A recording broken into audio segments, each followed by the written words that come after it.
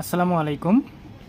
SSC ত্রিকোণমিতি Chittagong board 2023-এর একটা question হচ্ছে tan theta divided by sec theta plus 1 equal to M, sec theta minus 1 divided by tan theta equal to N এবং sine theta divided by 1 plus cos theta equal to P.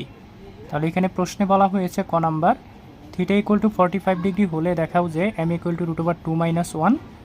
খ number প্রমাণ করো যে M plus N equal to 2p এবং গ number M equal to 1 by root over 3 হলে theta এর মান নির্ণয় করো। তাহলে এই তিনটা কোশ্চেন চট্টগ্রাম বোর্ড 2023-এ ত্রিকোণমিতিতে করতে বলা হয়েছিল, যেখানে প্রথম কোশ্চেনটা হচ্ছে থিটার মান হচ্ছে 45 ডিগ্রি। তাহলে এখানে দেখাতে হবে M equal to root over 2 minus 1। তাহলে এখানে এম ইকুয়াল টু দেওয়া আছে tan theta divided by sec theta plus 1। তাহলে ক নাম্বার অ্যান্সার করার জন্য প্রথমেই লেখা যায় যে দেওয়া আছে থিটা ইকুয়াল টু 45 ডিগ্রি, তাহলে এম ইকুয়াল টু দেওয়া আছে tan theta divided by sec theta plus 1। তাহলে থিটার পরিবর্তে এখানে 45 ডিগ্রি লেখা যায়। তাহলে এখানে টেন থিটার জায়গায় এখানে থিটার জায়গায় 45 ডিগ্রি লেখা যায় এবং এখানে সেক থিটার জায়গায় সেক 45 ডিগ্রি লেখা যায় এবং প্লাস 1। তাহলে এখানে 45 ডিগ্রির ভ্যালু হচ্ছে 1, যেটা এখানে উপরে লেখা যায়, এবং সেক 45 ডিগ্রির ভ্যালু হচ্ছে রুট ওভার 2, আর সাথে প্লাস 1 আছে, সাথে প্লাস 1 এখানে লেখা যায়। তাহলে এখানে চলে আসে, যেহেতু এটা চলে আসছে হচ্ছে 1 divided by root over 2 plus 1, তাহলে নিচে আছে রুট ওভার 2 প্লাস 1। নিচেরটাকে একটা ফর্মুলায় আনার জন্য আমরা উভয় পক্ষকে রুট ওভার 2 মাইনাস 1 দ্বারা মাল্টিপ্লাই করতে পারি। তাহলে নিচে রুট ওভার 2 মাইনাস 1 দ্বারা এবং উপরে 2 মাইনাস 1 দ্বারা মাল্টিপ্লাই করার ফলে নিচেরটা একটা ফর্মুলায় পড়ে যায়, যেটা হচ্ছে A plus B into A minus B. তাহলে এটা ফর্মুলায় পড়ে যায় এ স্কোয়ার মাইনাস বি স্কোয়ারের ফর্মুলায়। এ স্কোয়ার মাইনাস বি স্কোয়ারের ফর্মুলার সূত্র হচ্ছে A plus B into A minus B, এখানে যেখানে root over 2 1 root over 2 plus 1 root over 2 minus 1। তাহলে এখানে লেখা যায় root over 2 whole square minus 1 square আর উপরে রুট ওভার 2 মাইনাস 1। তাহলে এখানে রুট ওভার 2 মাইনাস 1 উপরে থাকতেছে এবং রুট ওভার 2কে স্কোয়ার করলে 2 হয়ে যাচ্ছে, 1কে স্কোয়ার করলে 1। তাহলে 2 থেকে 1 বাদ দিলে নিচে আমাদের হরটা কিছু থাকে না, তাহলে এটা চলে আসে রুট ওভার 2 মাইনাস 1। তাহলে এটা মেনলি আমাদের দেখাইতে বলছিল, তাহলে এখানে আমরা লিখে দিতে পারি শো ইট। তাহলে এটা হচ্ছে ক নাম্বার প্রশ্নের উত্তর। খ নম্বর প্রশ্নে বলা হয়েছে প্রমাণ করো যে M plus N equal to 2p, যেখানে আমাদের এমটা হচ্ছে tan theta divided by sec theta plus 1 এবং এনটা হচ্ছে sec theta minus 1 divided by tan theta. তাহলে এই প্রশ্নটা সমাধান করার জন্য প্রথমেই লেখা যায় দেওয়া আছে M equal to tan theta plus 1, N equal to sec theta minus 1 divided by tan theta এবং P equal to sine theta divided by 1 plus cos theta. যেহেতু আমাদের M plus N equal to 2p বের করতে হবে, তাহলে left hand সাইডে M plus N লেখা যায়, যেখানে এম এর জায়গায় আমরা tan theta divide by sec theta plus 1 মাঝখানে প্লাস এবং এন এর জায়গায় sec theta minus 1 divide by tan theta লিখে দিতে পারি। তাহলে এখানে যদি লসাগু করা হয় সেক থিটা প্লাস 1 এবং টেন থিটার, তাহলে লসাগুটা চলে আসে tan theta into sec theta plus 1। তাহলে আমরা লসাগুর নিয়ম অনুযায়ী এখানে সেক থিটা প্লাস 1 দ্বারা tan theta sec theta plus 1কে ডিভাইড করলে সেক থিটা এখানে ফলাফল চলে আসে টেন থিটা। টেন থিটাকে উপরে টেন থিটার সাথে মাল্টিপ্লাই করে দিলে এখানে ফলাফল চলে আসে টেন স্কোয়ার থিটা। একইভাবে টেন থিটা দ্বারা যদি এই লসাগুটাকে ডিভাইড করা হয়, তাহলে এখানে tan theta into sec theta plus 1কে টেন থিটা দ্বারা ডিভাইড করলে আমাদের ফলাফল চলে আসবে সেক থিটা প্লাস 1।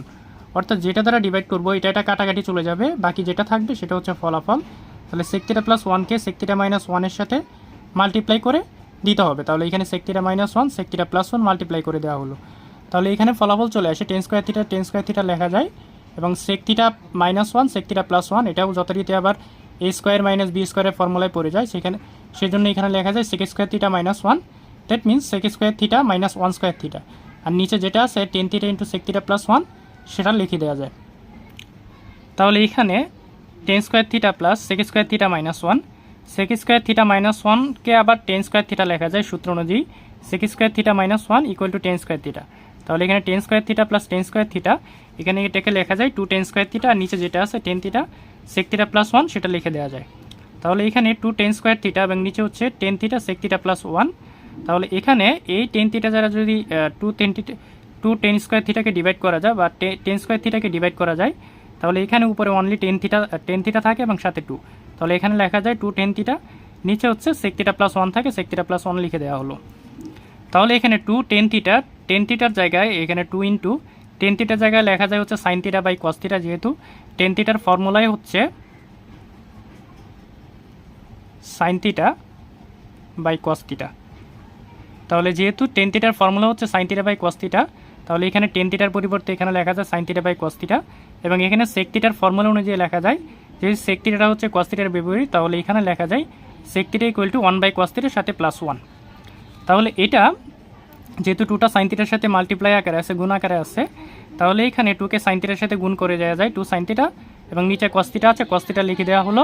এবং একইভাবে এটাকে যদি লসাগু করা হয়, এটা 1/cos থিটা, এটা +1, তাহলে cos থিটা এবং এটার নিচে আছে 1, cos থিটা এবং 1 এর লসাগু করলে এটা চলে আসে cos থিটা, এবং cos থিটা দ্বারা cos থিটাকে ডিভাইড করলে 1 এর সাথে 1 মাল্টিপ্লাই করে দিলে যথারীতি এই 1, এটার নিচে আছে 1, হরটা 1 দ্বারা যদি cos থিটাকে ডিভাইড করা হয় তাহলে ফলাফল চলে আসে cos থিটা, cos থিটার সাথে এই 1 মাল্টিপ্লাই করে দিলে ফলাফল চলে আসে এখানে cos থিটা।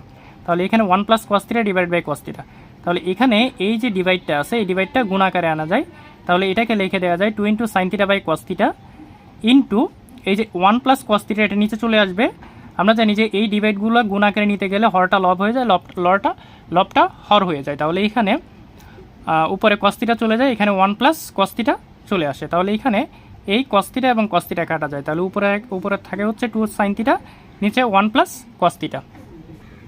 তাহলে এখানে 2 sin থিটা 1 + cos থিটা, যেহেতু sin theta divide by 1 + cos theta আমাদের ভ্যালু দেওয়া ছিল p, তাহলে এই 2টাকে আলাদা লিখে sin theta divide by 1 + cos theta এটার জায়গায় এখানে 2p লিখে দেওয়া যায়। আর আমাদের প্রশ্নেও বের করতে বলা হয়েছিল যে m + n = 2p, এটা প্রমাণ করতে বলা হয়েছিল। তাহলে এখানে এটাকে লেখা যায় রাইট হ্যান্ড সাইড এবং এটাকে লেখা যায় প্রুভড। গ নম্বর প্রশ্নে বলা হয়েছিল m = 1/√3 হলে থিটা এর মান নির্ণয় করো। যেখানে mটা দেওয়া আছে হচ্ছে tan theta divide by sec theta +1, তাহলে এখান থেকে আমাদের থিটা এর ভ্যালুটা বের করতে হবে। তাহলে আমরা লিখতে পারি যে দেওয়া আছে m = tan theta divide by sec theta +1 এবং m = দেওয়া আছে 1/√3, তাহলে এটা = 1/√3 লিখে দেওয়া যায়। তাহলে tan থিটাকে √3 এর সাথে মাল্টিপ্লাই করলে এখানে চলে আসে √3 tan থিটা, এবং 1 এর সাথে যদি sec থিটা +1 মাল্টিপ্লাই করা হয় তাহলে এখানে চলে আসে sec থিটা +1। তারপর যথারীতি এখানে √3 tan থিটার জায়গায় লেখা যায় হচ্ছে sin theta by cos theta, এবং এখানে sec থিটার জায়গায় লেখা যায় 1/cos থিটা +1। তাহলে এখানে উভয় পক্ষকে যদি cos থিটা দ্বারা মাল্টিপ্লাই করা হয় তাহলে এখানে cos থিটা, এবং এখানেও এই cos থিটা চলে যায়, এটার সাথে cos থিটা গুণন হয়ে এখানে cos থিটা চলে আসে। তাহলে এখানে √3 sin থিটা ইকুয়াল টু এখানে চলে আসে 1 + cos থিটা, অর্থাৎ এখানে যদি আমরা যদি প্রথমে লেফট হ্যান্ড সাইডের সাথে cos থিটা মাল্টিপ্লাই করা হয় তাহলে √3 sin theta by cos theta into cos theta করা হলে এই cos থিটা কাটা যায়, তাহলে এখানে √3 sin থিটা থাকে, এবং অপরপক্ষে ওখানে ছিল 1/cos থিটা +1, এটার সাথে যদি cos থিটা মাল্টিপ্লাই করা হয় তাহলে এখানে যথারীতি চলে আসে এভাবে যে 1/cos theta into cos theta plus cos থিটার সাথে 1 মাল্টিপ্লাই করে দিলে এটা cos থিটা। তাহলে এখানে cos থিটা কাটা যায়, তাহলে এখানে থাকে 1 + cos থিটা।